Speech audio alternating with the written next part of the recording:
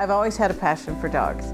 One of my earliest memories is when I was 3 years old and my Cocker Spaniel Trixie and I were sharing dog biscuits in the pantry, much to my mother's delight. So I was able to buy a Canine Dimensions franchise, and now I get to engage my passion daily. I get to work with dogs and I work with people who also have a passion for dogs. It's a wonderful fit. Emotional support animals are specifically designed to help people with high levels of anxiety and stress in their lives. People who've been diagnosed with things like Alzheimer's, Parkinson's, PTSD, and have tremendous anxiety in their lives, these dogs can be a lifesaver. About 5 years ago, Michael was diagnosed with early onset Alzheimer's. And during that time, I did research to find what would be the things that would benefit him the most. And I found emotional support animals would be extremely productive and benefit Michael in his condition. And having the right environment for somebody with Alzheimer's is what makes the difference between them being successful and them not being successful. The emotional support animals have been just a godsend to us. Oliver and now Baxter, our second dog, create a warm, loving environment, and that's all thanks to Canine Dimensions, Cheryl Ross, and the training that we receive, not just from the initial training, but the ongoing relationship that we have, which is unique to our specific situation. Several years ago, Cheryl called me. Her husband, Michael, had been diagnosed with early onset Alzheimer's.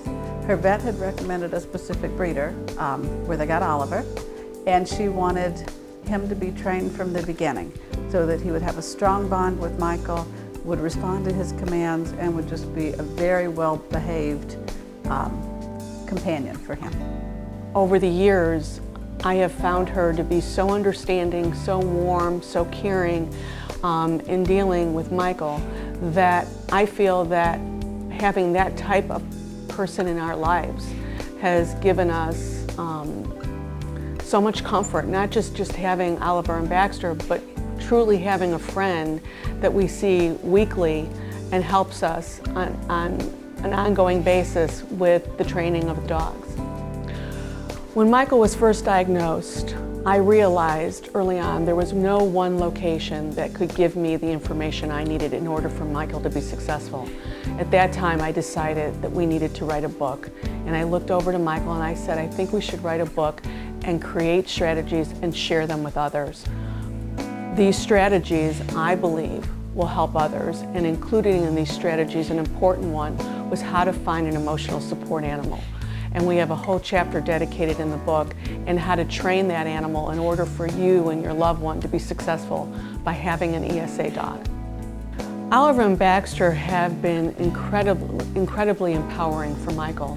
One of the things that happens early on with Alzheimer's is that you lose the ability to perform leadership type of skills. What Michael can do and still is able to do is give the commands that allow Michael to feel empowered when he's with the dogs. And for me, it gives me a sense of security knowing that they're there supporting him 24/7 and allows me to be able to walk out of a room or even leave the house knowing that Oliver and Baxter are there taking care of Michael.